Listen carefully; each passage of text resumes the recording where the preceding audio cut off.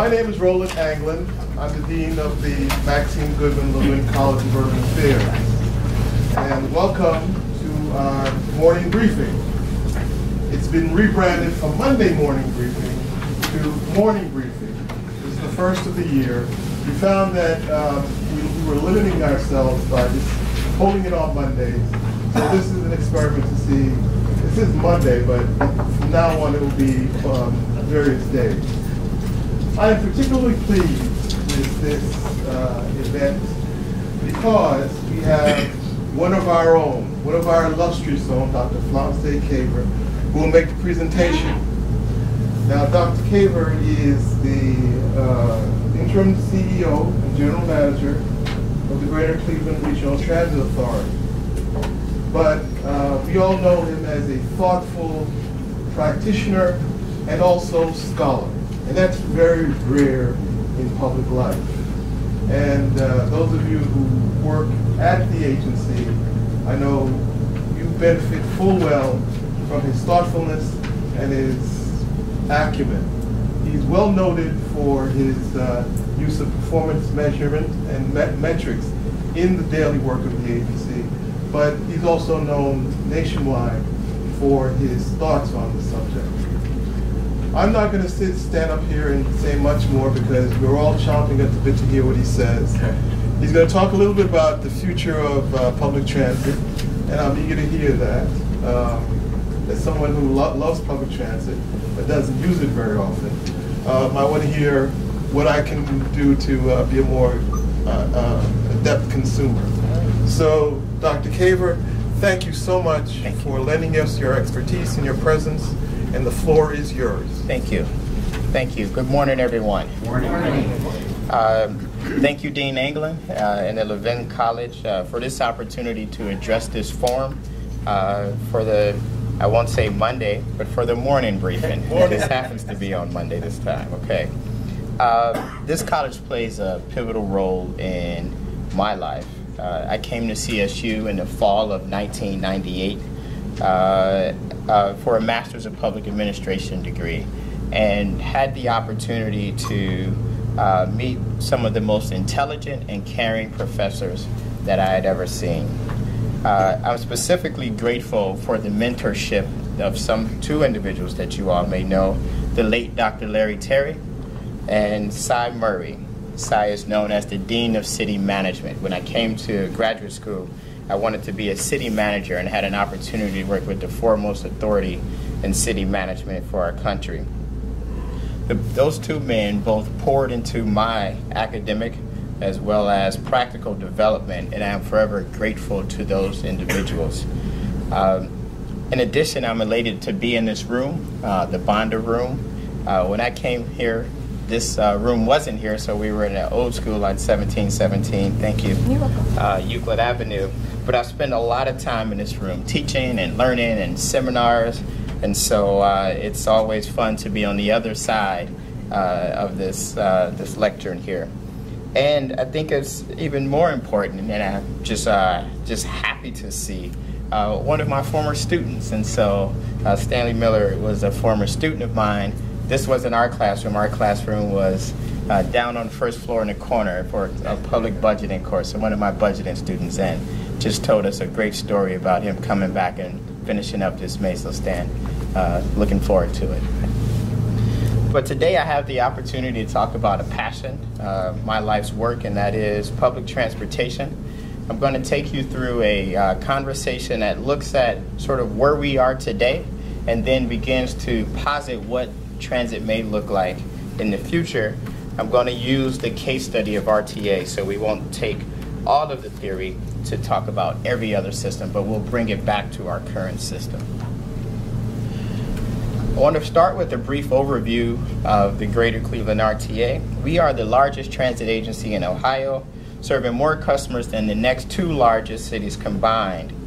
We were created by vote of the taxpayers in 1974, which consolidated 11 independent systems into RTA.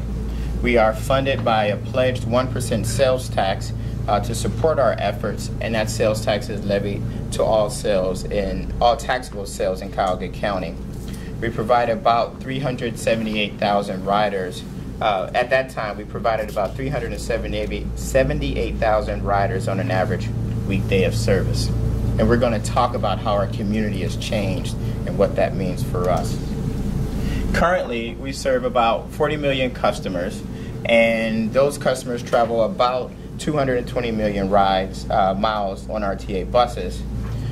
We provide approximately 200 train trips and train departures daily, and we've provided 4,000 bus trips daily on 50 routes. 28% of those routes operate 24/7. And for our community and for our economy, this 24/7 operation is very important because we have an economy and an economic system where work happens all day. And so we're not like some of the smaller cities where cities can shut down on the weekend or shut down at night. Folks are interacting with the economy 24/7, and 28% of our routes operate that. 62% of the routes operate 18 hours per day, 7 days a week, and so we have a full service where span and frequency are kept as important. Here's another piece of information that I think is very important to us. Val, how are you? Good morning. All right. And that is that 68% of our trips are taken are work-related. Another 23% of the trips are for education. And I like to talk here about the fact that if you look at those two numbers, 83% of our trips are taken for folks engaging in the economy. So they're either going to and from work, and so they have a job, or they're being educated in order to find a job. And so that link between public transit and our individuals in our communities and their ability to engage the economy is imperative. 8% of the trips are on the health line, and the health line is out here on Euclid, which is the showcase line of our city, and that connects our largest two business hubs, the two central business districts of downtown and University Circle. But we also continue to play a pivotal role in special events, and oftentimes when our city is able to get special events, transit is one of the key components for us to be successful in that bid. And we can see that was the case with the RNC. This summer we'll be playing a major role as individuals traverse the community to partake in the All-Star Game. Well, here comes part of my conundrum. When we look at public transportation and we look at our state funding has dropped precipitously. And so what we know is that in 2000, the state of Ohio provided nearly $45 million in transit funding. But as we get all the way here to 2015, we see that that number is a little more than $6 million. And so when we understand what this investment does, what I wanted to do is to just bring a very easy highlight and to say that when the state was providing this nearly $45 million, we had 3,130 employees at the authority. And now we have 2,300 employees at the authority. And so that state funding gap creates a problem because, as we know, more and more people need our public transportation service. But as the state withdraws from funding of this service, we're then having a more difficult time to provide the service that the community needs and that is imperative for the economic vitality of our community. What does this look like? And so one would say, well, maybe the rest of the world is all like this, and that's not the case. Ohio is the 14th ranked state in public transit ridership, but the 40th in state funding. 14th ranked in ridership, but 40th in state funding. And when we look at states that are near us, and some folks have argued, well, maybe Illinois is different because that's all Chicago, right? And maybe Pennsylvania is different because of Philadelphia. But at no point does 275 and 56 cents seem to be about right? And so you may not agree with the volume, or you may give, or some may have an argument that these other communities just are very different, but not the difference between nearly $300 and less than $50, right? And so what we can say is that the investment in ours by our state in our transportation system is not at a level to provide the community with the assets and the transportation and mobility that it needs. And this is a place that I think is going to be important because as we continue to look at RTA, as we continue to look at organizations that provide public transportation, this gap has a real effect on our ability to serve.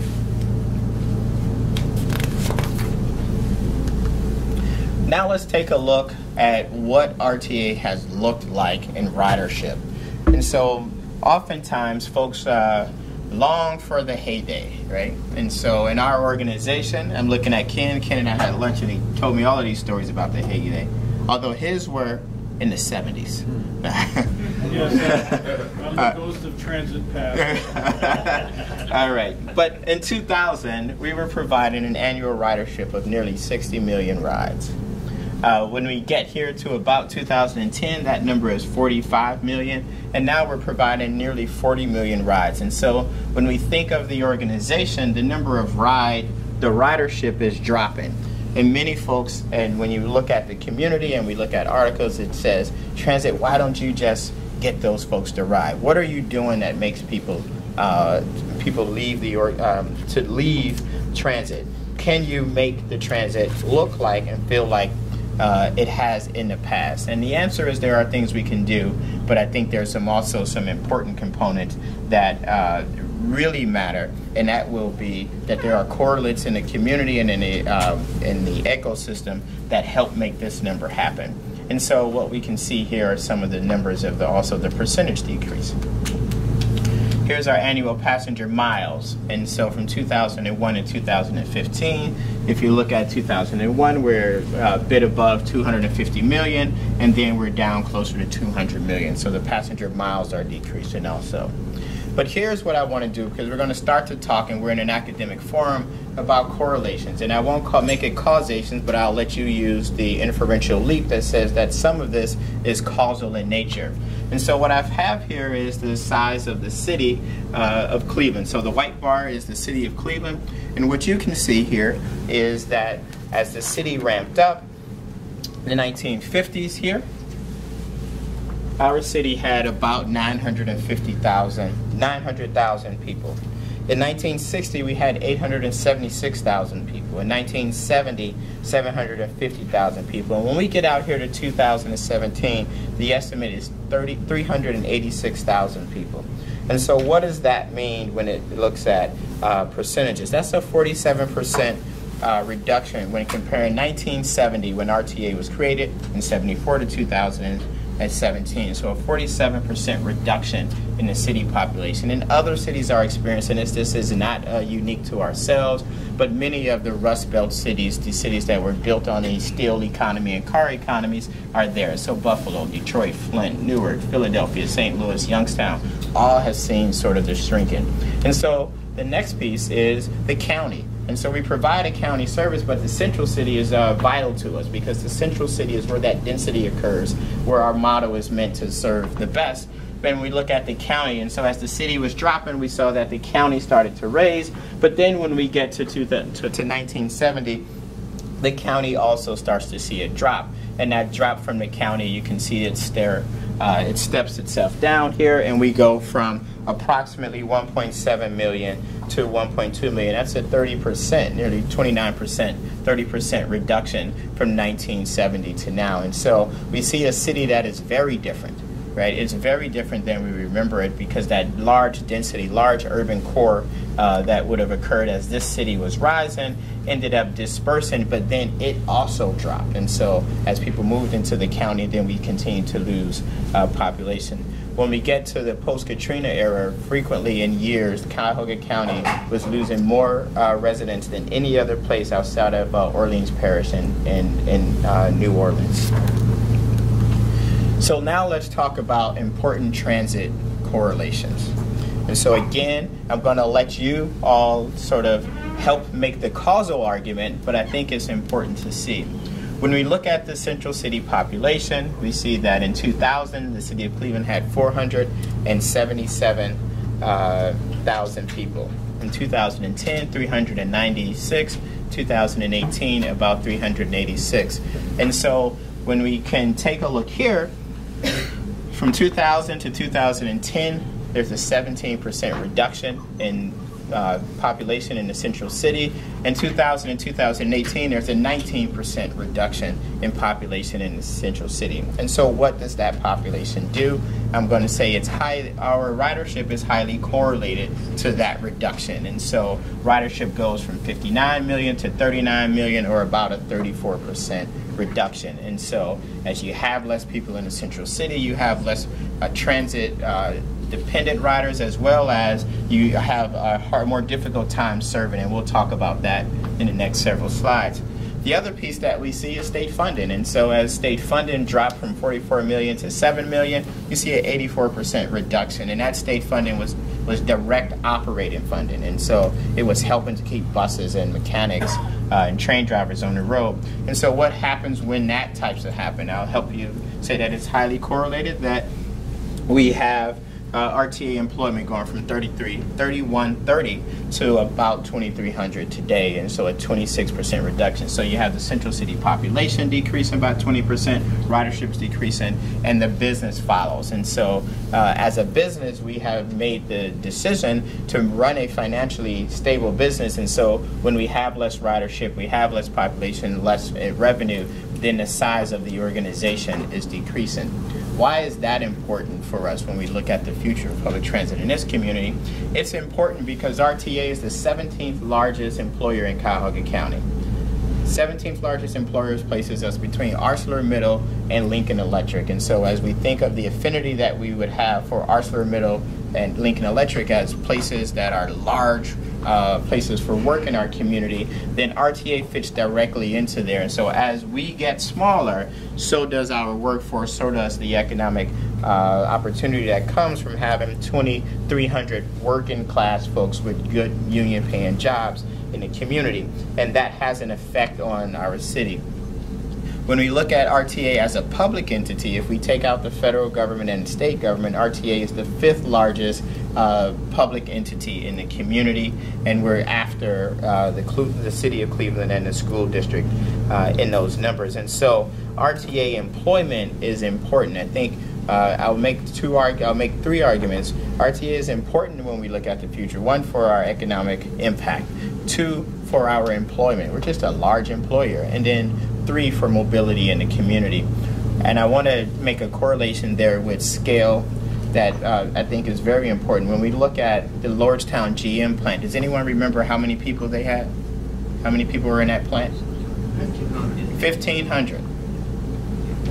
Most recently, the close down. But when we think about what it engendered for that region, what it engendered for the nation, a conversation about should they be able to leave, I think is that important to wonder about how do we fund our organizations, because we're 2,300, so larger than even what, and if you've ever ridden past, you know that that place has declined, but still a large place that provides a lot of jobs. What has happened with service? And so when we look at service hours, and I have the 2003 and 2010, we were providing approximately 2.4 million service hours, and now we provide 1.9 million. That difference is about a 25.3% reduction. And so again, 20% reduction in population, 30% reduction in ridership, 26% reduction in employment, and we now have a 25% reduction in service hours. What does that look like, and how far and how many miles are we going? And so we look at the 2003, we have 32 million miles being run, and we now have about 25 million miles being run. And so between 2003 and 2010, we lost 7.8 million miles, and between 2003 and 2017, we lost 7.2 million miles. So a 24 to 22% reduction. And so the organization is constraining, and it has to constrain because it has to stay within its budget constraints. We cannot overspend the budget. But these correlations here are 20%, 30%, 20%, 20%, 20%. So there is a correlation with central city population that I'll say is also causal in nature, that affects the amount of service that we have and changes what the future of transit looks like. Now let's get into sort of some of what's happening and what constraint, because I think there's a major constraint, and I'm going to talk about suburbanization and the job mismatch between place and jobs. And that is that the impact of suburbanization affects transit agencies in urban cities tremendously. Construction, manufacturing, and retail each are among the most decentralized of the major industries. Low-density job development is hard to serve with transit as we suburbanize, right? We were built on cores that we thought that the jobs would be along Detroit and along Superior and St. Clair, right? And then these jobs end up on 271, 480, and they're in these edge cities. And so it becomes more difficult for us to serve, and it limits our transit options because it increases commute times, right? It takes a long time to get from West 25th to Solon, right? And so now folks have to change, and they have to figure out a different travel pattern. Frequently, they have to try to get a car. And then it also increases congestion from those inner ring residents. When we look at what then has occurred in our community, and I think is important, is that we also know that car ownership is difficult. So as our city has decreased, it also has gotten poorer, correct? Right? So the folks who are left in the central city have less means. Their median income has decreased. And car ownership for us gives us an imperative that we must be around. And so I just show you here that in 2015 and 2016, the percentage of folks who own cars was about 23.5%. And so that's a lot of folks who are transit dependent, and it's imperative for us because we must get them around. And RTA, when we look at customers and we look at the change in our city when we were a rockin' metropolitan area with industrial base, and we see this city shrinking and shrinking and shrinking, we also know that the poverty is increasing and more people, then our transit becomes a lifeline for them. So the future starts to tell us that we have to be around because we have to be able to take people who need to have access to jobs, which the jobs are frequently not in their community anymore, right? If you look at Slavic Village as a community, you can see that when it was created, the folks who worked there could walk to the steel mills, right? And so no longer is that job available for many of our urban, dense areas, and so we have to be around. And so when we look at our customers, we know that 37% of our customers are under the poverty level. 56% do not own a car, and 81% classify themselves as transit dependent. And so I'd like to talk here about some of that concentration. And so we have some communities which are very poor, which are surrounded by even poorer neighborhoods. And so the option for those individuals become the lifeline, and that lifeline is us to be able to take them away from those areas so that they can partake in the economic vitality of the region. And so this goes into a spatial mismatch. Due to the economic restructuring, some employment centers have moved from the central city to suburban location, and this has created a barrier for those living in the inner city and in the urban core. The area that we serve best is the inner city and the urban core. We have to learn, and we'll be talking about some things that will be going on to help us to better realign the service so that it can deal with this. And this spatial mismatch disproportionately affects low-income people and African Americans. And so this was created by the Levin College, and I'm going to share with you the visual, so it's in a draft form, but I want to share with you the visual that I think is important here, and it tells us about the future. In this case, this is the number of workers or percentage of workers with no vehicle. As you can see, here's the core of the city, right? And so these are some of the east side communities. And so the darker means the more people don't have, so you can't read it. The darker the square, the more people that, the larger percentage of people who don't have cars. And then the most low-income jobs are in the green space, right? So if you live in these communities, in these Huff areas, in these 55th and Woodland areas, right, then there are some jobs that are in the downtown, but then increasingly they're in Beechwood, they're in Solon, they're in Strongsville, and they're in Westlake, right? And so you can see now that that mismatch is there. It also creates, and if we now look here, and this is poverty, so those areas which don't have a car are also those areas which are poor, and so the redder the colors are the poorer, is looking at density and poverty. And what you also see is the number of jobs that they potentially have a difficulty. And so when we look at what the future is going to need and what's going to be imperative for us, is going to be imperative to figure out how to solve this mismatch conundrum, right? Because if we don't solve it, then those individuals who are in those areas will not have access to these jobs. And so yes, there's land use and community needs where we want to try to incentivize the job makers out here to locate in areas that are funded by our transit, that are served well by our transit routes. But we can't control that, and so we have to figure out more ways to take the economy as it's coming and figure out a way to better serve those areas. And so I think there are some ways that one can better attempt to serve those areas. But this mismatch is real, and it's very important for transit to be able to assist in that. I almost gave up part of the answer. So what do we look at? And so this was a Federal Reserve study, A Long Ride to Work. And what this study is just merely explaining is that when we look at the Cleveland MSA, we rank in the top among metro systems for service frequency, the typical wait time during rush hour between buses. We can provide a fairly good service frequency, and I see Joel over there, and that's his thing there for us. And so our buses and trains run very frequently. The headways are increasing, but there are still those corridors where you can have 20 to 15 minute frequency very well, and they're serving the urban core.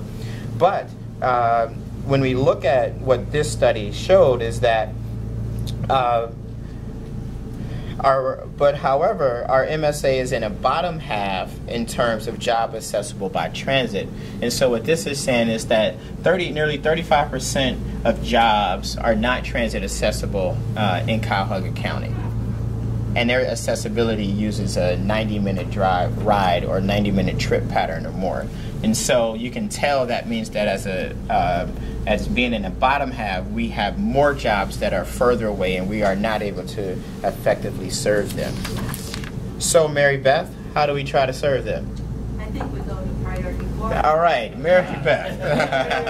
All right, and so as a strategy, and when we look towards the future, it's imperative for us to figure out where those jobs are. And so although this does not overlay, if you can see, these blue lines are priorities that our organization have. These were created in 2010, most recently updated in 2015, and will be updated again in 2019 and 20. And so these are priorities for us to be able to serve these networks where there is a strong urban core to the routes, but then they hit places on the outskirts and the edge cities that are places where there are jobs. And so you can see this is the 41 on Warrensville Center Road. And so largely, let me orient myself, the train station is here or so. And so you can get out to Solon, and you can get here to Cedar, out to Beechwood, and we can get out here to Westlake. And so it's imperative for us to figure out how best to serve those corridors, because it's going to be that which allows people to partake in the urban core as well as to be able to match those jobs. And so these corridors have two things that are important. They have good service currently, and so it's we can financially provide that service. And then secondly, these corridors have an opportunity where individuals who live along them have a propensity to be willing to take transit. And so you can again see now these maps, right? You have a regular map of where the people are and where the jobs, and you can see that we're trying to create and align our system in the future to connect to those jobs.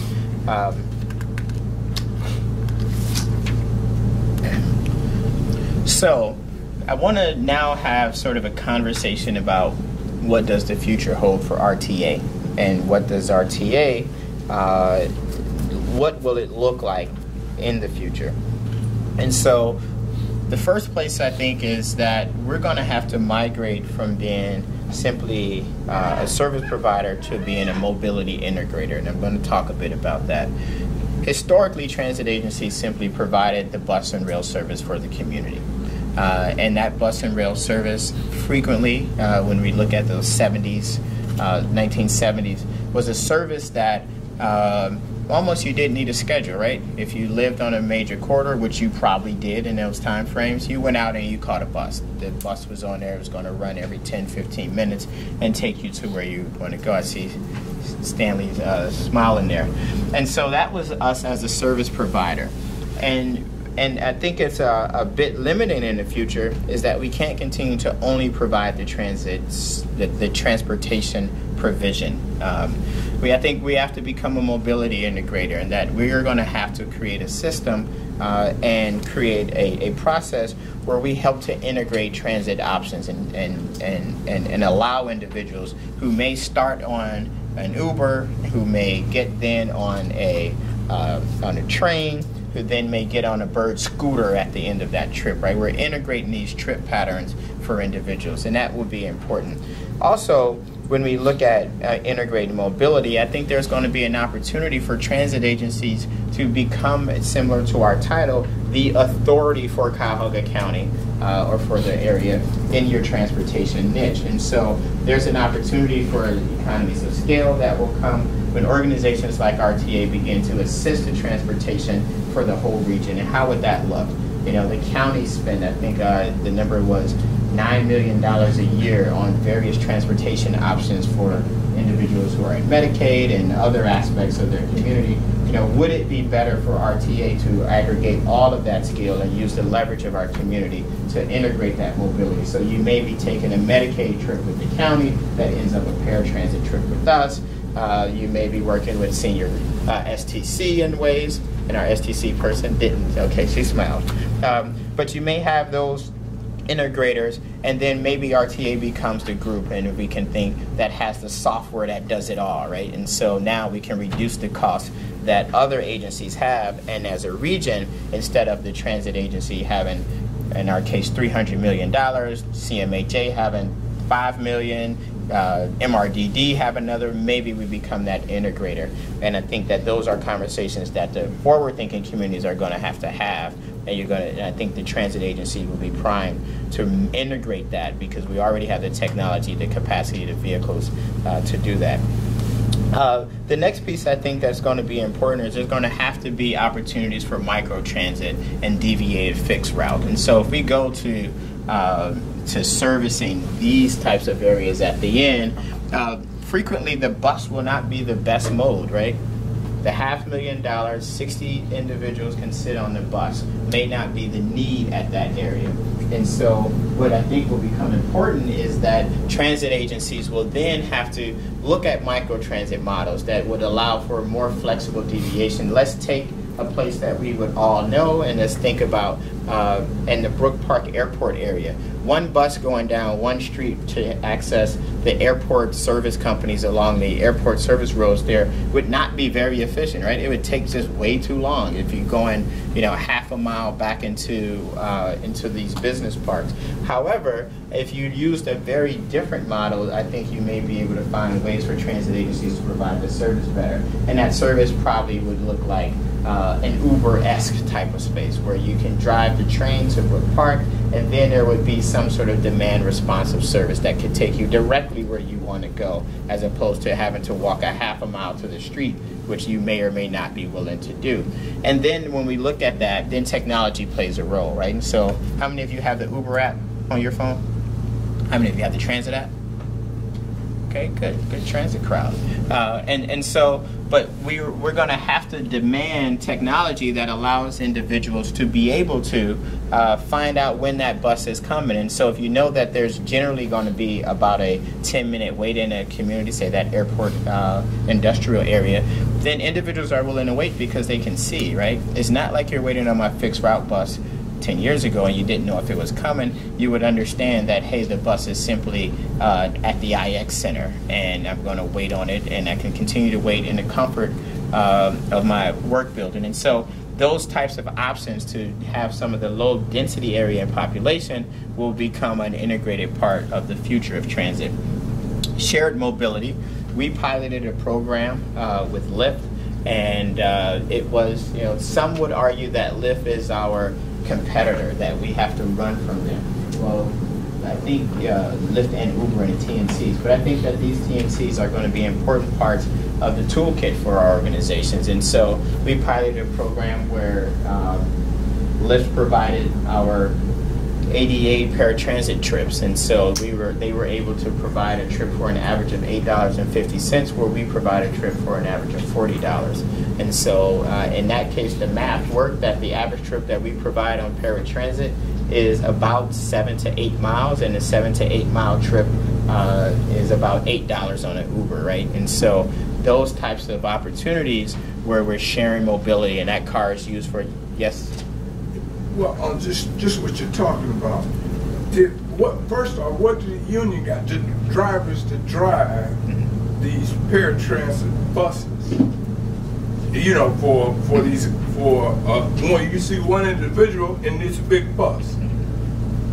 And what do they say about this? You know, the union. And then why not just get rid of them completely and go to Uber or Lyft? How about I answer that when we get to the question Q&A? I thought you might have had an easier question answered, but I'll answer that one later. There's some layers, and I want to spend time with that. And so we're piloting that, and we're going to have to find the future of public transit. Will have to find ways, because although we were able to pilot this, we weren't able to keep this program going because there were some other values that we have, and as a democratic society, values are important. And so we did have some conversations with the Federal Office of Civil Rights as well as the FTA about comparable services. The fact that the Uber and Lyft did not have wheelchair accessible vehicles, right? And so our wheelchair customers were not able to partake in that type of more demand responsive type of systems. And so the future will have to be us trying to figure out and evaluate either how to bring to market wheelchair accessible vehicles in those TNCs, and or how do we really begin to look at the accessibility and comparable service aspects of the federal government and Title VI concerns. But those are important, but they do tell us that that type of integration becomes important for the future of RTA. The future of RTA will end up needing to have reduced travel times. And so when we look at this chart and it says transit unaccessible, the definition is 90 minutes or more. And so I think some of you may have heard of stories where if you're coming from the east side and you have to get to Westlake, you know, it could be 90 minutes or 2 hours that you have to leave, and that's a lot of time that we're wasting in individuals' lives and in the community. And so, but how do we start to reduce those? And it's technology. One of the aspects that we find that I think is going to be very important is that as we get moving towards smart cities, exclusive lanes and traffic signal preemption is going to be important. We have it here on Euclid with the bus rapid transit system that's on Euclid, the health line, and we see how it works. How many have ever ridden from downtown to Windermere, right? And if you catch the lights, you catch the lights, right? It's, you know, it never stops. It feels very rail-like. And so we're going to have to provide that service more frequently in other corridors. And so we have a similar system in the Clifton corridor. But then also, when we look at the West 25th Street corridor, we just received $300,000, Mary Beth? $330,000 for a planning study that we're going to do for West 25th, and we're going to look at ways to speed that area up. And so if you're ever in the market area, you can see how congested and how buses are backing up towards the bridge if you're going away from town. And so it will be important to find ways to better move through bottlenecks in corridors, and that traffic signal preemption will be very important. How will we do it? We are making a $15 million investment in communication system on buses. In particular, buses will begin to have cellular hotspots on those buses, and those cellular hotspots will be able to open up a whole new host of technologies. One of the technologies is that you will be able to have vehicle to infrastructure communication very easily. And so now what used to be $3,000 unit on a bus it's on the health line, in order to have signal preemption, you'll be able to have it be cellular based. And so now those numbers come into the lower 1,000 and hundreds of dollars because technology will change. How would it look? Just imagine if when the bus is coming across the bridge, we now can signalize ourselves to get through West 25th and Lorraine and ride all the way down, and whenever the bus comes up to a light, it's going to either hold the light or change the light and understand our travel patterns. What does it look like in data? It begins to have algorithms, right? You can make it learning, right? So it can be a learning entity where the light knows how long the bus is going to dwell and how long it's going to take to get from one point to another. It's not fixed or it's not automatically geocoded, but it can learn.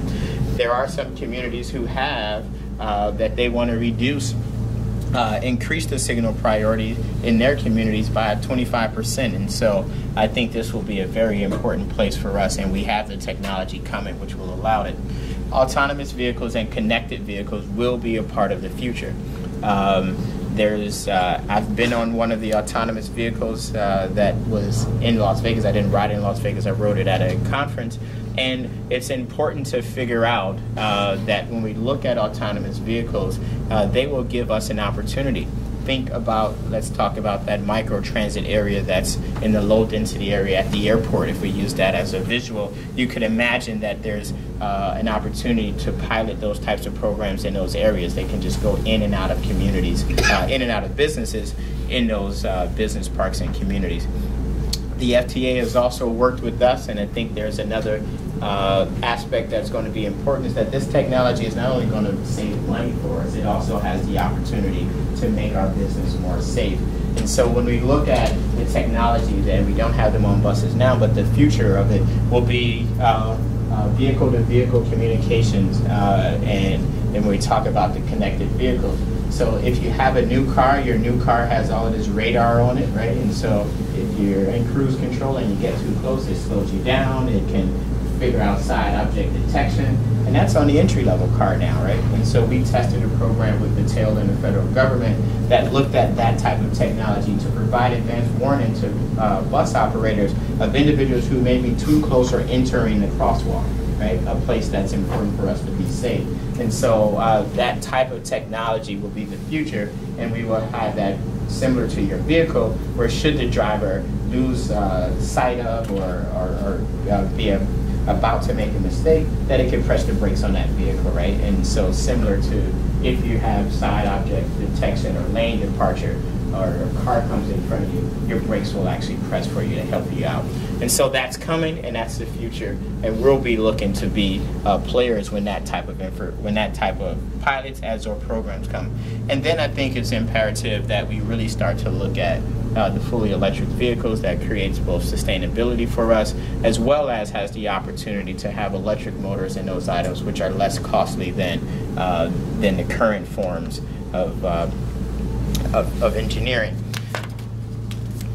So how do we get there, right? And so one of this is to just be pie in the sky, the other is to be actively engaging our organization, consultants for best practices around the country and around the world. And so what we have here are a set of studies that you all within the community will be able to help us to shape the RTA of the future. And what we consider it is that we consider that that is your RTA. We will happen to be responsible for helping to increase that vision, but we'll be planning to work together to provide that futuristic vision. And so we're doing so in what we call the pillar studies, and you'll hear much more about this coming to the news as well as to our board meetings. And we have 5 pillars that are going to that we have to answer these questions and learn from the community in order to create our strategic plan and our foundations for the future. The first is a fair study, and we're looking at a fair equity study that's going to ask us to reevaluate the effect of certain fare types and policy types on different members of the community. And so there's certain fare types have a disproportionate effect on minorities or on the poor or things of that nature. We're also going to look so that we understand the pricing of our system. And so one of the easiest things for folks to do is when you need budget problems, you try to increase costs. But what is that called in economics for the students in here? It's the price elasticity of demand, right? And so we increase the price, sometimes more people leave and we don't recoup the funding. That's the delta between the two, right? It is. right, and so we're going to update our price elasticity of demand so that we understand and have better information as we look at pricing structures for our system. The second is the economic impact that's being done by our friends here at CSU in the back. And so we're going to look at that impact of our organization and try to communicate to folks the value of public transportation. Again, I think we have three components that are very important to our values, and that is, one, that we provide mobility, two, we provide economic development, and three, we provide really, really good jobs for the community.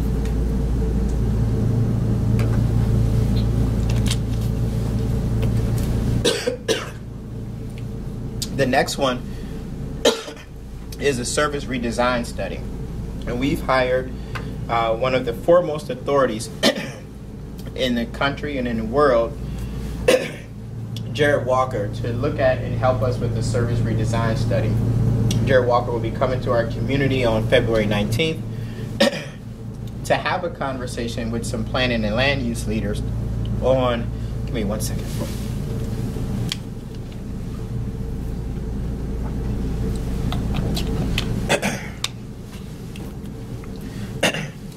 To have a conversation on service redesign. We're engaging him to help us to look at that network, right? So should we have more, and our system is traditionally built on an east-west grid, should we have more east-west buses or create more north-south buses? He'll be asking questions to help us redesign the system. Starting this week, we'll have a questionnaire that will, next week, About the end of the week, it'll go live, possibly Monday. so next Monday, that's when we'll be able to market it. We'll have a survey out that will be asking members of the community, how do they consider the trade-offs? Do you want more service for span, which span means the time of day, to go later? Do you want more frequent service? Do you want more service in the core to be very, very reliable and rich as compared to service on the outside? How do we integrate mobility? How do we integrate microtransit on the outskirts? What do we look at, and how do we create engagement with the rail system and the bus system? And so we'll be doing that, and we'll be asking questions not just of riders. We'll have an online survey that will ask questions of all residents of the community so that we can get an understanding and create a service design that fits the modern needs of our community. And so we're excited about that. We'll be conducting efficiency and operation review so that we can build and make sure that the economic and financial future of the organization is strong. And so we'll be working with the GCP on a first stage, and then we'll be engaging a consultant to help us look at our cost structure and our way that we conduct business so that we can provide a strong footing for the future. And then we're having a rail car study. And so that study is looking to ask three questions. We're working with LTK on that study. The first question is, how long do we have in our current rail cars? Our current rail cars are 35 years old, and this guy said, not very, he must ride. And so that was the first question, and so they're going to answer it with data. The second question is, should we attempt to rebuild or buy new? And we're looking at the full life cycle costing. And then the third is, if we can't buy them now, what systems must be modernized so that we can provide reliable transit service and reliable rail transit. And so that will help us to look at the future. Immediately after this study, we're going to engage in another RFP, and that RFP will be one to have a outside consultant to help us answer two questions there. The two questions will be, are there places in the country who have similar rail cars to ours, who are going to be out in this time that we may be able to piggyback on and purchase the rail car? And then the second one is, if not, help us to write the specifications for our rail cars going forward. Those new rail cars will have just very different items. You know, we can think that anything that is, our old cars were built in '85, compared to now, we would have a new rail car with new systems, with new reliability, with customer amenities that are important. And so these studies are all going on and will be occurring throughout the year, and you'll hear things in the community, and we hope that you'll come out and invest time with us when we have community meetings to talk about these items, because again, we are transportation experts, but this is a civic good and a community good, and so we want the input of everyone. And so now let's take a whiteboard.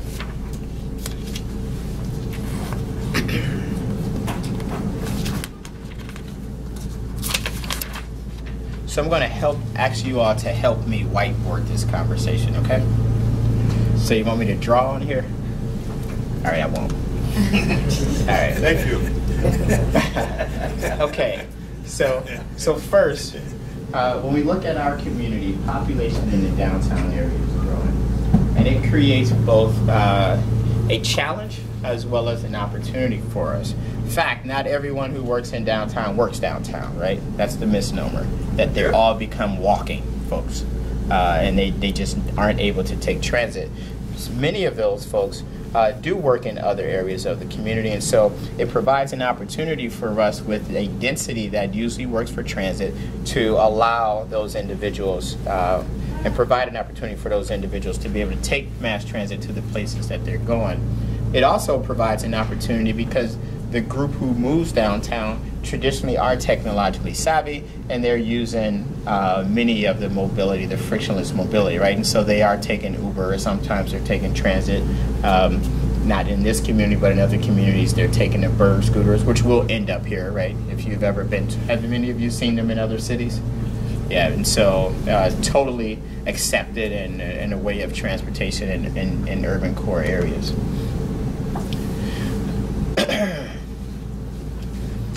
When we look at the future and we start to whiteboard this conversation, I think it's also important that many individuals are, and more individuals are willing to leave the car behind.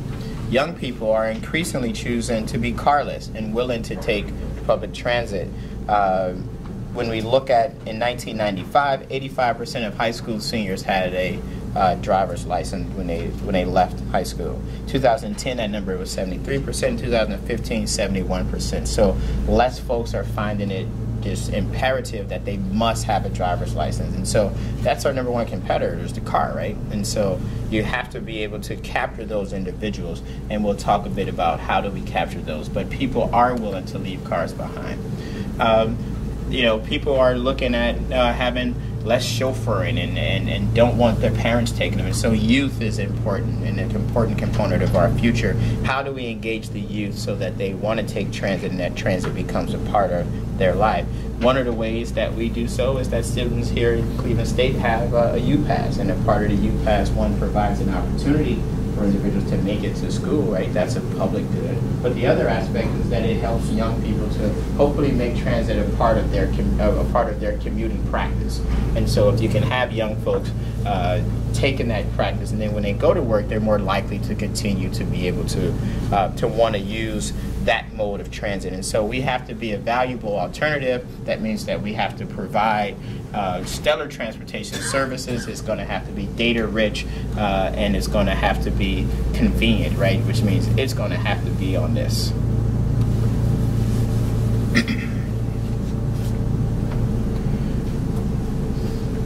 So let's take a look at some other aspects that I think are important. And one is technology. We talked a bit about technology and what that technology looks like. The future technology is going to have all of those travel patterns on one vehicle, where I'll be able to choose my trip pattern, not simply from my house to work, but I may have to choose to get from Uber from my house to the train station, the train ride in, and then bird scooter from Public Square to CSU, right? But that's all going to be on one system, one app. And so that integration and that mobility integrator is going to be a part of the future and a place that we have to be able to play. We're also going to we're going to need to, and we are in the process of, we're going to need to provide more opportunities for that data to be good data. And so we currently have our app, which you can find the location of the vehicle, but we're going to even have a more robust system coming this year with our new communication system. Another piece that's tremendously important is this partnering with the private sector.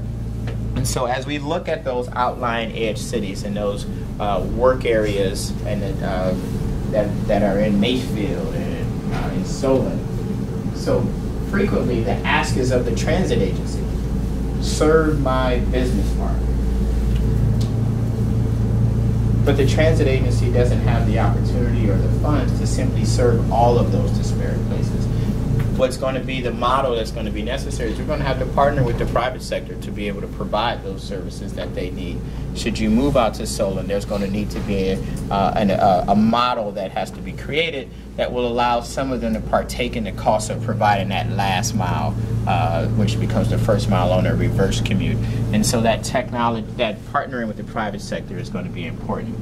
Social connections and inclusion is going to be important to the future. And so when we look at the changes in how we live and the connections necessary to make public transit plays a major component in it. One of the major aspects that I think is very important in one of the jobs that we do that's unheralded is the service that we provide for seniors in ADA. Right? More people are aging in place, but less people have family members around to help them age in place, correct? And so when we have, when we have folks who are aging in place, then our ability to provide services for the elderly as they still keep an active life becomes important. Our ADA paratransit service does a terrific job, but that future is going to have to be finding more and more creative ways to provide that opportunity for them to stay in their homes but still have the mobility necessary for an exciting life at our older ages. And then social connections, and so friends are attempting to catch up, and they're taking very different modes. It's going to be important that we provide service for the least of them, so those who are in poverty. And so that social aspect to our business becomes very important. We haven't talked about it a lot here, but when we look at emissions and electric vehicles, and so as we look at the urban core and we look at the future sustainable vehicles and sustainability is going to become a part of that future of public transit. I think that electric will end up being the dominant source the dominant source going forward, and so we have to begin to look at that. And so some would say, well, why aren't you doing it? Because I've seen electric vehicles. The issue is that in our system, because it's a urban core workhorse system, we don't have the battery technology is not there yet to recharge the vehicle fast enough for us. And so as we look at technology and the increases there, when that technology becomes available, we'll end up having to look at that as a part of the future. Just so that you understand, because many of our services run 18 to 24 hours a day, pretty much the vehicle is on all day. And so we don't have the 5 hours to recharge a bus, because that bus, the last bus that comes in is the first bus that goes out the next morning. But that is a part of the future that I think is going to be important. And then I think the future is going to have to deal with safety. Right, Chief Safety Officer? She's over there. And so when we look at technology, not only does technology play a role in helping us to be more efficient, to helping us to provide better service, just general customer service, but it also will provide a better and more safe environment. And so again, the technology that is on the newest of cars, the breakthrough technology is in safety, right? You have lane keeping assist, you have radar that keeps you so far from the car in front of you. You have systems that are helping and talking to each other so that they ensure that you're safe. And as our mission says, we want to have safe, reliable, clean, and courteous transportation. But the first of those is to provide that service safely. And then I think there's just one last component that is important for us, and that is the train. And that train is that our city has a luxury that many new cities are attempting to get. And we have a heavy and light rail train system and a train system for our community. It's imperative that we keep that train system up and reliable, because that train system allows us to have an opportunity for transit-oriented development in areas that other cities are clamoring. And so in many of the cities who are putting out transit initiatives on ballot, the thing that they're telling the community is that we will give you train service. And so we have it, and we have to keep that together. And so although this is not the specific one that we've all come up with, this becomes sort of a vision of the future, and these connections and this ecosystem will be important for our transit agency, but for our community as a whole to think about as it starts to move forward. And on the next slide, so what does it begin to look like?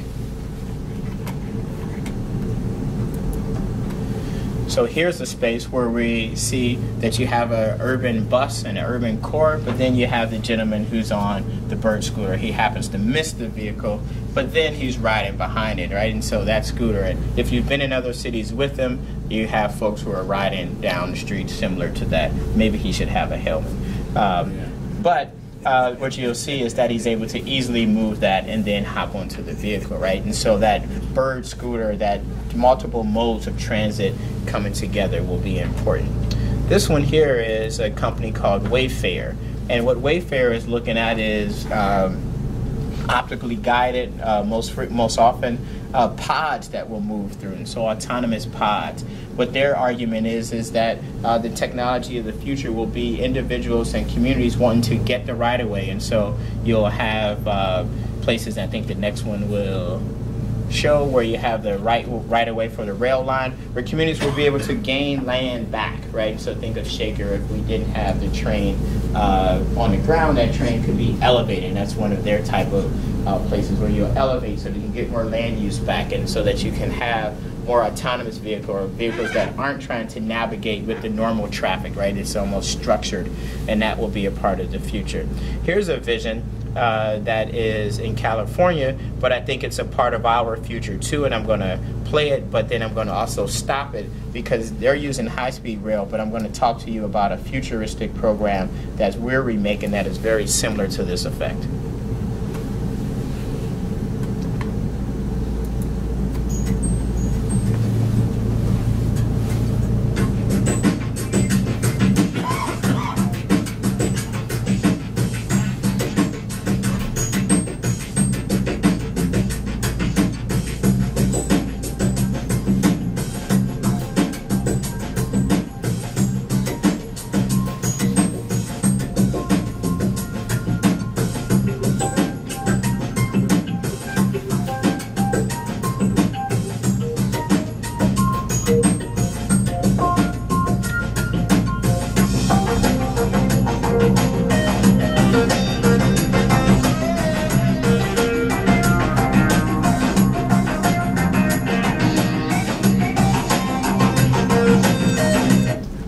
So I'm going to pause it there.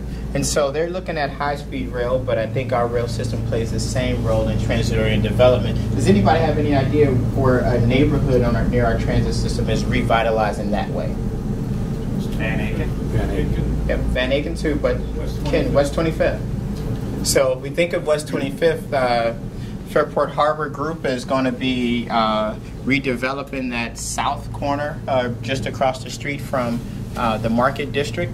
When you see their buildings, they're going to have office towers and retail, and really remake that place, and it'll look like a business hub. They're going to build the building so that the opening of the building will come towards our rail station. We too are looking to redevelop land on Columbus Road in that area, where there would be an opportunity for retail and for residential. And so at some point then the station will need to be rebuilt, right? And so you can imagine the developmental opportunity in that Duck Island, West 25th area that happens with a more robust view that looks like this. And so although futuristic and here in animation, we're going to see that start to occur over the next several years in the West 25th Street area. And there are some ideas of how we might be able to look at the Abbey Road Bridge and things of that nature to make that area look better. And so futuristic place where that may become an economic hub for our community that will be built on the strong infrastructure that we have on the Red Line train. That train will offer the individuals in there a 2-minute ride to downtown Cleveland and Tower City, and about a 20-minute ride out to the airport. And so you'll see that that place will start to move forward and provide a more futuristic look for our area.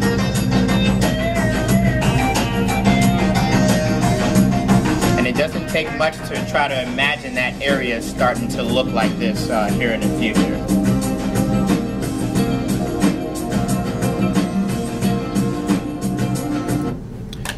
And then this last one I think is important, because as we start to look at autonomous vehicles, we're going to see that there's going to be an opportunity for the transit system to then begin to do many of the things that it can't do now, and that is that it'll have an opportunity to more effectively not have to take many people to one place, but be able to do those deviations and route deviations more easily. And I'm going to show you what that can look like. Prototypes are the world's first autonomous pods to be tested. Designed and engineered by Next Future Transportation, the pods work using electromechanical technologies and are designed to travel short and medium distances in dedicated lanes. These pods can connect and disconnect while in full motion, and that really... These prototypes are the world's first autonomous pods to be tested. Designed and engineered by Next Future Transportation, the pods work using electromechanical technologies and are designed to travel short and medium distances in dedicated lanes. These pods can connect and disconnect while in full motion, and that really provides tremendous flexibility as we ultimately will be able to replace municipal buses. Catching a pod means using the app to call a Next. The smart routing system will then autonomously drive the pod to you. While on the road, the module pod will connect with others to optimize driving routes and passenger numbers. We connect in full motion and ultimately create an internal space. We just separate it, and each pod will head into separate directions. The pods can move at an average speed of 20 kilometers, or about 12 miles per hour, and can carry up to 10 passengers. Hoping to be on the road by 2020, the pods are part of Dubai's strategy to make 25% of all journeys in Dubai autonomous by 2030. So envision, not far off, you know, the Jetsons is getting closer. But also we've seen that sort of pod technology in manufacturing areas. Has anyone seen video of what's happening inside of the Amazon facilities? Yeah. Right? In my bus garage, I have a guy on a forklift, right? And he's driving a forklift and picking up a pallet. They have robots that are going around, and they're actively guided, and they will go around, pick up a pallet, take it, drop it to another area, right? And so if you think of that as a microcosm of the world, then the technology is there. And they're not hitting things while in that shop, right? They're not having a lot of damage. And so, yes, the world is different, and you have more people and cars in the world, but in the real world, but that type of technology will be there, and you can imagine then the ability to have a system where it may only need, so now the bus has to take everyone down Euclid. But if 10 people need to go from Euclid to just say the county administration building, then the opportunity to just have that piece go that way, right? And you can see that type of technology coming here in the future. You say where you're going, and now the mass transit system works to take most of the people too close to where they want to go, but then it's smart enough to deviate itself out to get folks. And so that's sort of that futuristic view of where we may be. However, when we start to look at the technology, frequently folks are enamored by the technology, and it seems like, well, where will you fit in? And so we can't forget about mass transit when we talk about the future. It can't just be flying cars and jetpacks. No matter whether it's today or tomorrow, it does not change that riders will want fast, frequent service if they're going to choose to ride public transit, and we can provide that, and we can build our organizations to provide great service. Mobility management and personal mobility is the future, where individuals will have that control through their app of where they want to go and how they want to get there. In a world of frictionless mobility, all modes of transportation will be fully connected, increasing the rider experience and thereby increasing the number of people who choose a more sustainable lifestyle. Everything will be optimized, from information about arrivals to paying for rides to transferring to a different mode of transportation. And what we see in the consumer behavior, right, is that there are many individuals who prefer to take the Uber and Lyft and the TNC, right? It's just that convenient for them, and that convenience will continue to rise as more and more of this mobility becomes frictionless. Technology's most useful role in upgrading our transit will be on the data side, the information that we get, which will allow us to make that pod go into a different place and drive itself to another need that's not on the main trunk. Consolidating routes and shuttering stops will make our network more useful for people, but it will inconvenience some, and so we'll be needing data and analytics, and that's my thing, to make smart trade-offs on route design that will save money build political support, financial resources needed for new investments. And so as I close here, the future of public transit in our city, I think, is bright. Our organization and the individuals that you all have entrusted with managing your transit agency are up for the task. They are working with world-renowned consultants to try our best to bring in the best practices across the nation and around the world so that we can start to answer those questions and place this organization on a footing necessary to be successful and to be an asset in this community. Again, we provide mobility for the community. We are an economic development engine for the community, and we're the 17th largest employer in Cuyahoga County. Those aspects are important for us, and they're important for this region.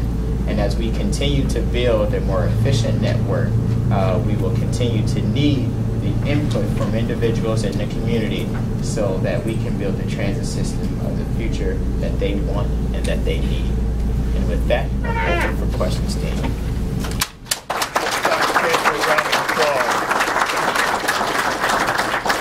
know, I was sitting here thinking, this is the best of what the briefings are about. I want to thank you for that thorough and comprehensive presentation. I know that we all learned a lot. So why don't we sit, if you want to sit. I know that you've been standing for a while. And open it up for some questions. Yes, sir. Why don't you identify yourself and... Trey. All right, Trey. So, I got like a lot of personalities. Well, how about just one? Yeah, last one. So, working with the clinic, I noticed that a lot of my fellow nurses, but, you know, people I work with, a lot of nurses, like Medina, Willoughby, like Exer, whatever you want to call them. And they all drive in. But if they wanted to take a bus in, they couldn't. It would be really hard. So that's just leading to, hey, like, what are you guys doing to work with the transit agencies in the surrounding counties? Like, is it possible to just, like, you know, for the RTA to evolve? You guys started in the 70s, so regional back then was like different than regional now.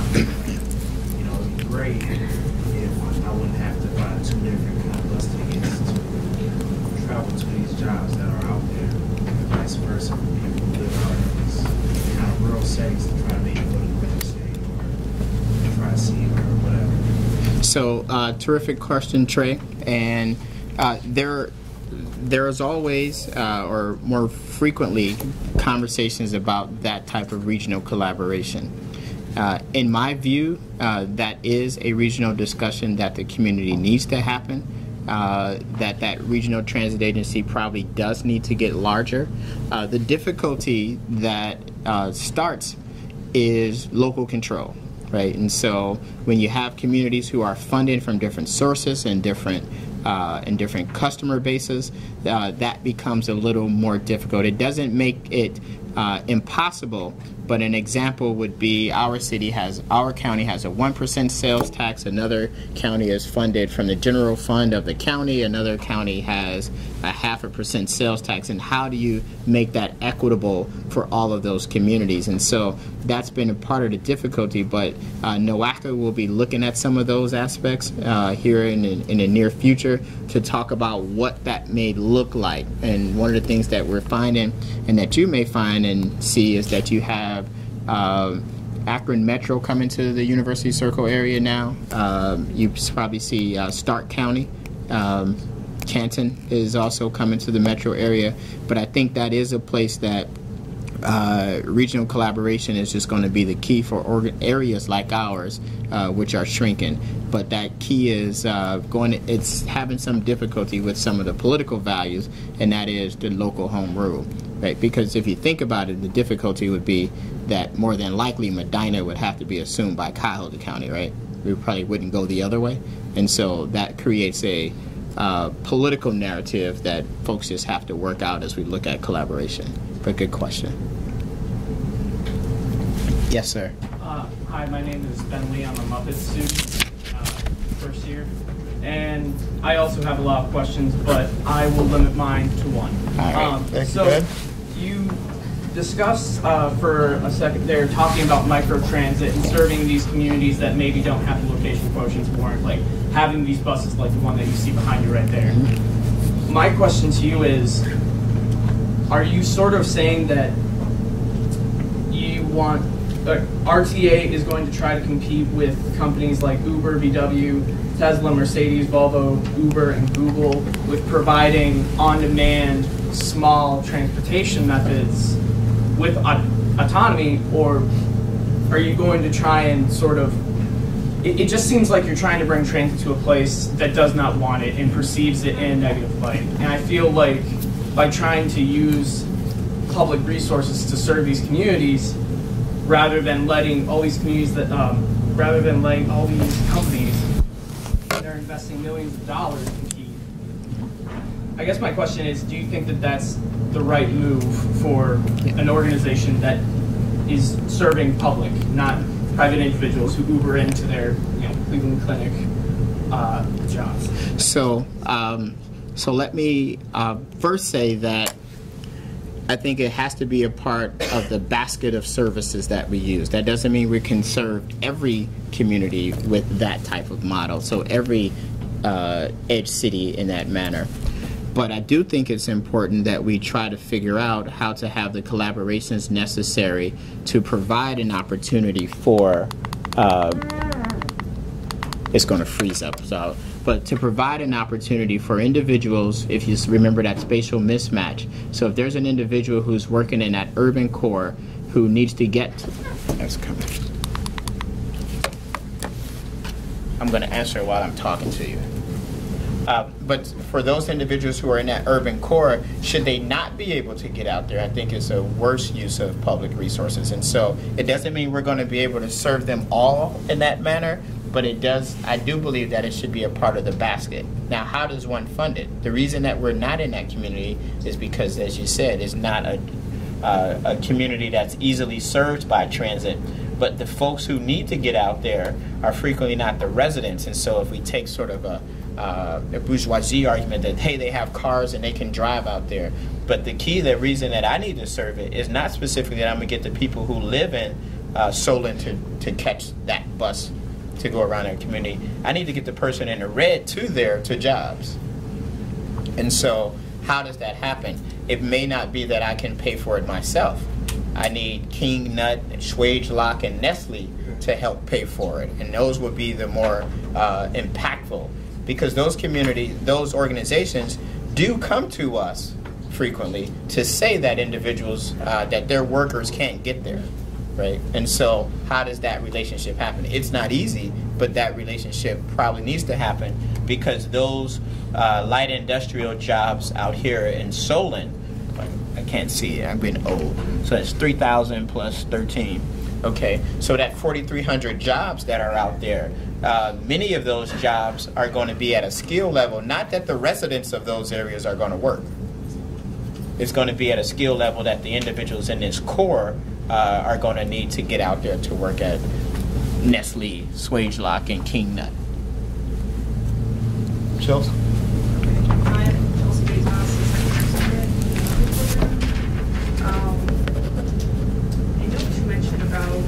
Connecting transit to jobs and even to residents is a regional issue that Northeast Ohio, Cuyahoga County,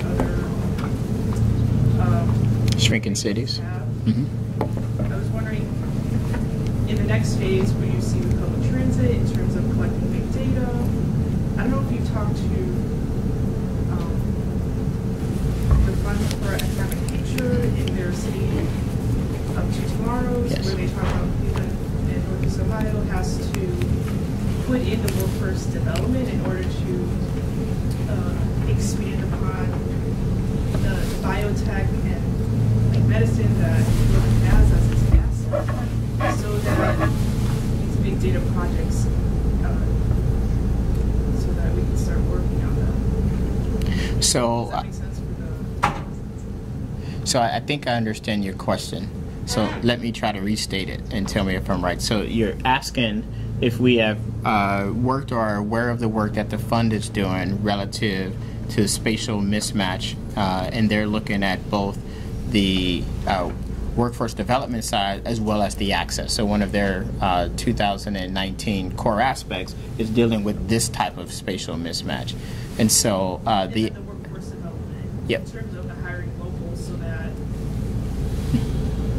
So in that larger conversation, our work with them is on creating a relationship to understand what they're doing as far as the mobility piece, and we are having conversations with them on the mobility piece. The workforce development piece, we understand it as part of the ecosystem, but not in our bandwidth to start to answer how the workforce development occurs. But the fact that they are also looking at ways to be able to get individuals the mobility necessary to obtain those jobs, we have been in conversations with them. Dominic, their new mobility specialist, has been over at our place and will be a part of our service redesign land use meeting in February. So in February, when we have the service redesign consultant come, the fund will be in the room to try to help answer and lend that type of information as we start looking at a new development model.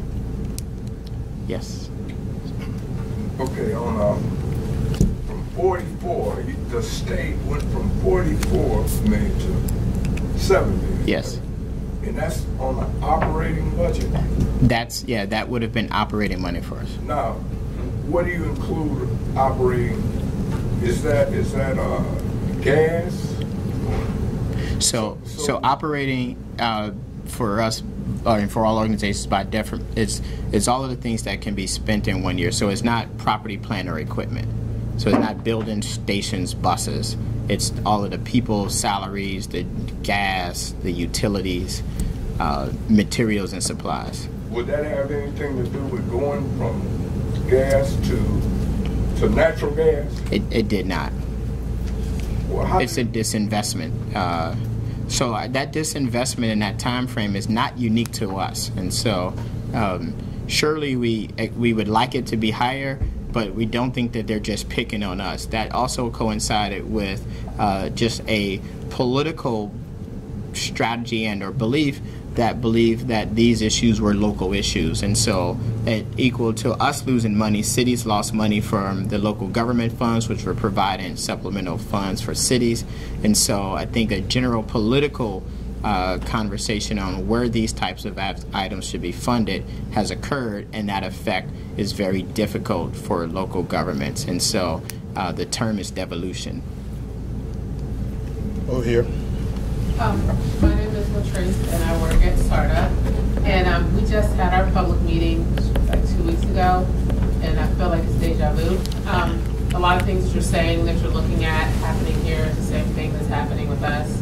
I took a picture of your slide for the future. You can have it. That's actually almost exactly like what our slide was like for the future as well, so I think it's pretty common. My question for you is, do you think it's a common theme across transit in general in the country, some of the things looking at for the future, or do you think it's unique to our region? Oh, I think it's I think it's across the board that many of these issues are going to affect transportation and be a part of the future. I think there's two items that I believe are very important in the future of transit, and one is that probably in business as well as just our world, and this is my take, this is not factual, but it's my view of business, that is that the place where businesses have had the most the exponential growth has been in supply chain and moving stuff, right? And so you go from Amazon needing 5 days to Amazon needing 2 days to now, if you get it and you send it to the Amazon locker, it's 1 day, right? And so as that type of technology with supply chain and moving goods across the country has increased with the algorithms necessary and the planning necessary to do it, it's affected our business. And how, if we think of the paragon of that type of information, it's the Uber and Lyfts, right? They can show you in it, if it says 2 minutes, that vehicle is actually 2 minutes. And that software is affordable for organizations, right? So it's not how the U.S. military used to move things, where they had software like that. So that has changed, I think, the expectations of customers in a way that we hadn't seen before. And so my trifold paper bus schedule is gone, right? It's no longer a part of the ability because individuals are all on their cell phones. And so that aspect is going to be the aspect that I think is going to drive transportation for public transit, but it's also driving transportation for package carrying, right? If you order at Amazon, it tells you exactly where you're, and you can travel it all the way to your house. And now it actually they take a picture and it emails you. And so that type of technology, I think, is going to be what's forcing autonomous vehicles, what's forcing data-rich communities, what's forcing conversations relative to information provided to customers. And as customers continue to expect that in other aspects of their consumer behavior, then they're going to put that pressure on transit agencies. We have time for a couple more questions. How are you? Do you see the future of transit, this could be anywhere, but specifically here, having more dialogues with the stakeholders along your lines? For example, your health line goes, it touches like 100,000 workplaces, but places like Cleveland Clinic, they're opening up multi-thousand space parking garages. The very year that the health line is built, is there something that you think headway, like progress can be made on that front too? Because they have parking ambassadors. They'll start your car, they'll come walk you to the door, and they don't even mention all they have is the name on the bus. Stuff like that. So I do think that it's going to be important for our agencies to make the credible argument that transportation is a viable option. But the next step is going to be that cities and planning commissions are going to have to assist. They're going to have to ensure that on these corridors, particularly maybe those priority corridors that we want to serve, that we can serve very well, that the land use and or developmental agreements include aspects that are transit friendly. On some streets that may mean you need to have curb cutouts. On other streets that may mean to be that if you're going to develop this land, that the Planning Commission doesn't allow that mega parking lot to occur. And those are opportunities for us as a community to have those conversations with the planning leaders of the community. But we have to be at the table, and we have to make a credible argument as to why we believe that the construction of those items and the planning and zoning of those places will need to be transit intensive. And so when we look at our priority corridors and some of the work that Mary Beth and her team are doing, those planning studies help to drive the land use such that it helps with transportation. And so we may not win to get Cleveland Clinic not to buy it, but there are aspects to their development that I think can be better made transit dependent. Last question. Thank you. My name's Josh. I'm a transit in downtown Cleveland, so my car right by including that neighborhood. You talked about speeding up service, and you were talking about comparing ourselves to other transit systems across the country. Can you say any more about proof of payment or all-door forwarding, other kind of low-hanging fruit? Yeah.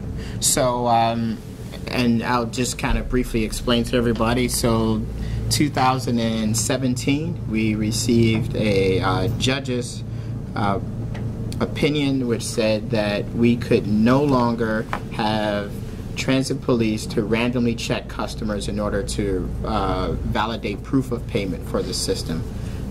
When that occurred, we then moved to a process whereby all customers have to now validate with the register and fare box, so they either swipe or dip into the register and fare box. That did increase the time a bit, but it hasn't increased the time in a manner such that the line is no longer an inefficient line. For our organization, given that the judge made the argument that ability for the police to go and ask you for your fare was close to illegal search and seizure, and another political value of us that you should be able to move freely through the community. We've made the decision to not attempt to try to find ways to fight that, but instead to collect the fare on board. That fare collection on board on the height of the rush hour, it's difficult, but through most of the days we've already extended the trip such that it moves, it continues to move efficiently. Fact is that when we started to collect the fare on board, we made earned another $500,000 while we lost 16% of the rides. So from an organization standpoint, you kind of need to ask people to pay at the Walmart because sending them to self-checkout just wasn't working.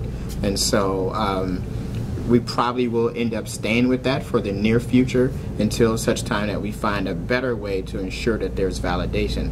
Now, there will be opportunities that can help in technology. And so there are some technology companies who will allow you with your fare card on your ticket to validate anywhere on the bus, right? And so you can imagine in Europe where you can validate on the back of the bus, right? And so that might be the technology solutions that'll help. But as a public agency, so my business value has as the preeminent goals efficiency, right? But then when we find that we're public, then we have these other goals, like freedom to move throughout the community is kind of important. So if that makes me take 3 more minutes, then I'm going to preserve that political value, even though it makes me a little bit less efficient. And so those are the trade-offs that in public administration we understand and don't have blinders on to simply say, but it's taking longer. Well, you know what? It preserves a value that our democracy has, and when we have that ebb and flow, you kind of land on the side of the democracy. Let's thank Dr. Caver for a wonderful presentation.